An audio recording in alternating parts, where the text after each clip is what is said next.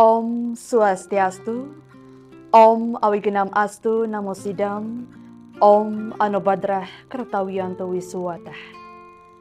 Semoga pikiran yang baik dan jernih datang dari segala penjuru. Sebelumnya terima kasih atas kesempatan yang telah diberikan kepada saya. Yang terhormat Dewan Juri Lomba Dharma Wacana Digital tahun 2022 serta seluruh umat Hindu sedharma yang berbahagia. Puja Angayu Bagya kita haturkan kehadapan Ide Sang Hyang Widiwasa, Tuhan Yang Maha Esa, karena atas asung kerto warenugrahanya kita selalu senantiasa diberikan kesehatan dalam situasi saat ini. Senang rasanya kita semua dapat bertemu dalam Lomba Dharma Wacana Digital tahun 2022 walaupun diadakan secara online. Berdirinya saya di sini tidaklah bermaksud untuk menggurui, melainkan berbagi sedikit pesan Dharma kepada seluruh umat Hindu sedharma. Guna sebagai sarana beriatnya, semoga Dharma Wacana kali ini dapat tersampaikan dengan baik, diresapi sekaligus diimplementasikan oleh seluruh umat Hindu sedharma, khususnya pada remaja-remaja umat Hindu sebagai penerus generasi. Sebelumnya, perkenalkan nama saya Kadek Satya Korimancika, mahasiswa dari Sekolah Tinggi Agama Hindu Negeri Empu Kuturan Singaraja, Provinsi Bali. Umat Hindu sedharma yang berbahagia. Adapun Dharma Wacana kali ini yang akan saya sampaikan tidak lain berjudul Perspektif Pernikahan Dini dalam Ajaran Catur Asrama. Umat sedharma mungkin ada yang bertanya, mengapa saya membawakan Dharma Wacana dengan judul seperti ini? Umat Hindu sedharma yang berbahagia. Kita ketahui bersama bahwa dalam agama Hindu mewajibkan seluruh umatnya untuk bisa mengimplementasikan ajaran catur asrama sesuai dengan tahapan-tahapan yang sudah terkandung di dalamnya. Di era globalisasi saat ini, jika kita perhatikan di kehidupan sekitar kita, banyak sekali masalah-masalah yang terjadi, seperti anak-anak muda yang sudah menikah pada saat masih menempuh pendidikan dan masih belum cukup umur, atau bisa kita katakan pernikahan dini, yang tentunya ini sangat berdampak dan beresiko bagi mereka yang melakukannya. Lalu, apakah hal tersebut sudah sesuai dengan tahapan-tahapan dalam ajaran catur asrama? Tentu tidak. Umat Hindu sedharma yang berbahagia.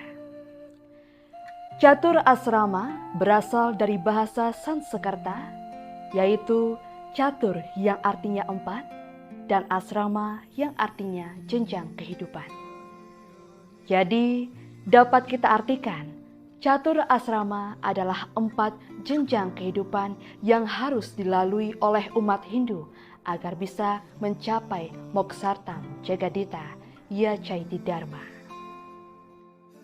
Seperti yang sudah tertuang dalam Agastya Parwa, yang menguraikan bagian-bagian catur asrama, yang terdapat pada kitab Sila Krama halaman 8 yang berbunyi, Catur asrama ngarannya Brahmacari, Grahasta Wanaprasta Biksuka nahan tang catur asrama ngarannya. Yang artinya, catur asrama ialah Brahmacari, Grahasta, Wanaprasta, dan Biksuka. Seperti yang dijelaskan dalam Agastya Parwa tersebut, sudah jelas bagian-bagian dari catur asrama ialah Brahmacari, yaitu masa menuntut ilmu pengetahuan. Grehastha, masa menjalani kehidupan berumah tangga. Kemudian Grehastha, yang dimana manusia berusaha mengendalikan diri dari sifat rajas dan tamas. Kemudian Bhiksuka, ikatan kehidupan untuk melepas ikatan keduniawian.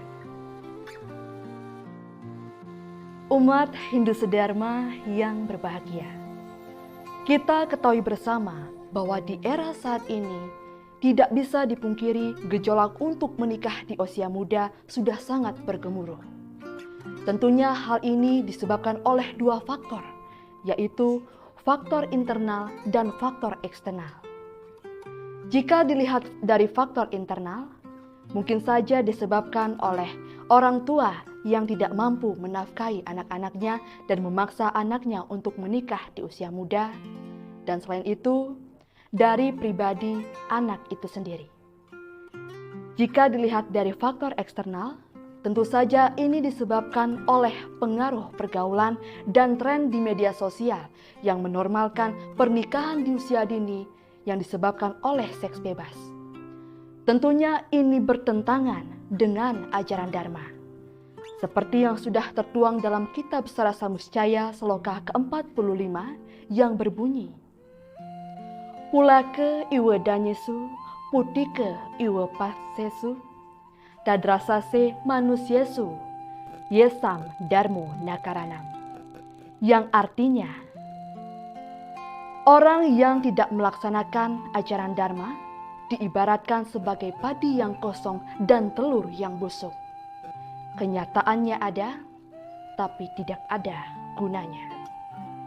Padahal dalam ajaran catur asrama, Brahmacari atau pendidikan adalah hal yang paling utama sebelum siap melangkah ke jenjang Grehastha.